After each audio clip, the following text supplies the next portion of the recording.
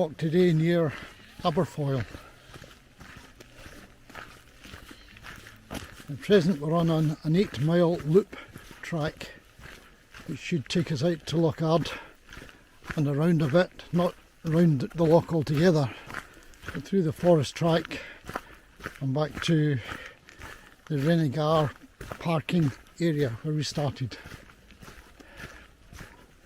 Look at the cones on those trees.